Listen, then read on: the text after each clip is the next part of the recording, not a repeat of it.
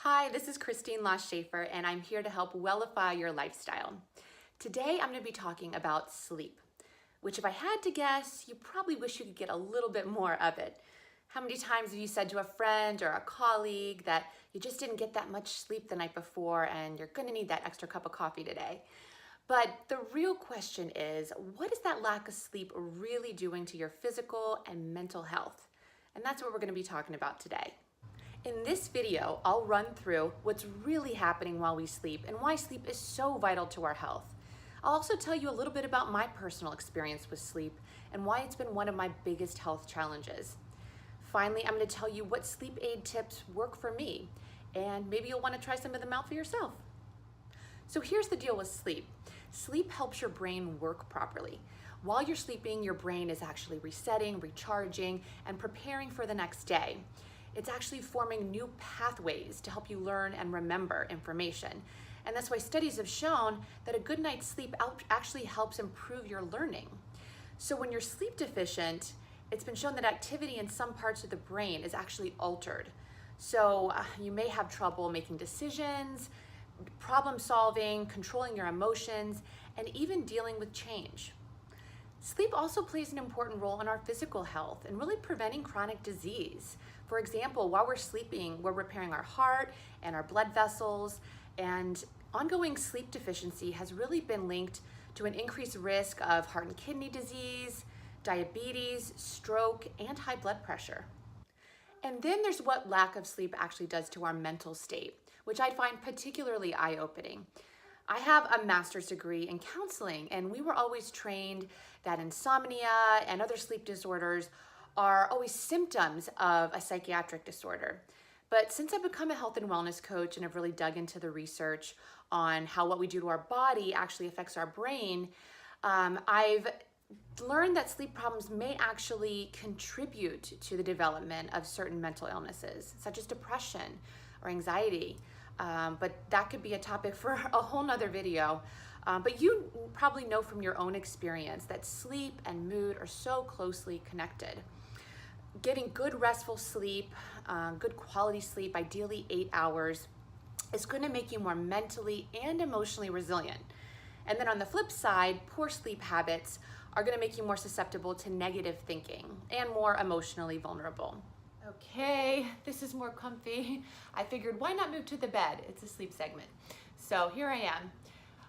This is my sleep story. So sleep is one of my biggest health challenges. I wake up throughout the night and my body does not like to sleep late in the morning. So if I don't get to bed on time, I just don't get enough sleep.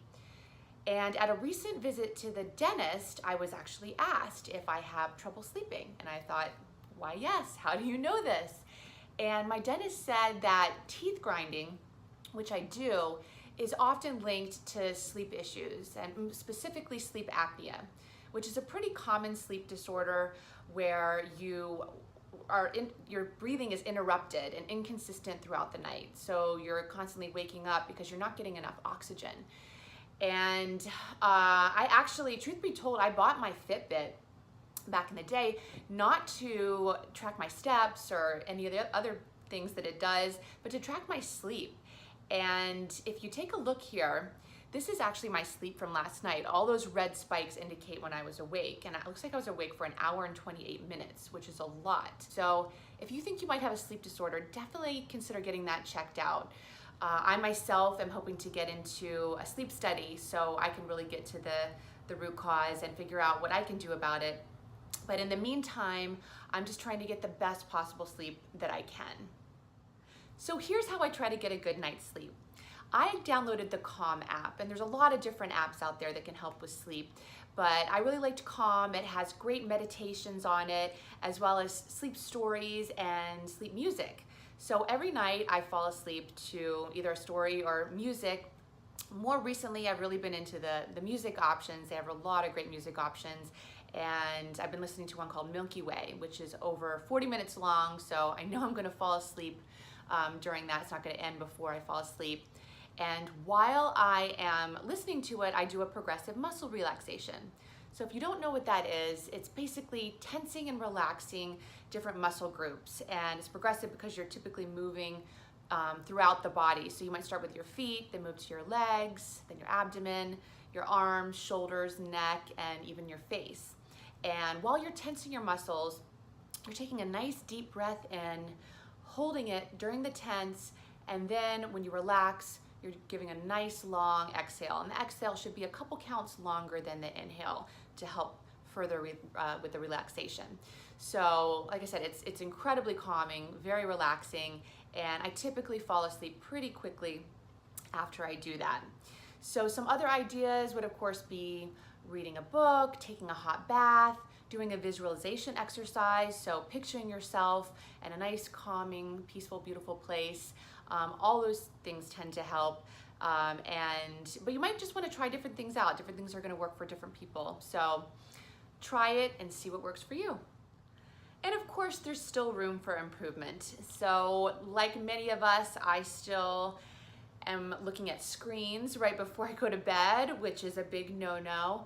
Ideally, we don't want to be looking at a screen for an hour to an hour and a half before we go to bed.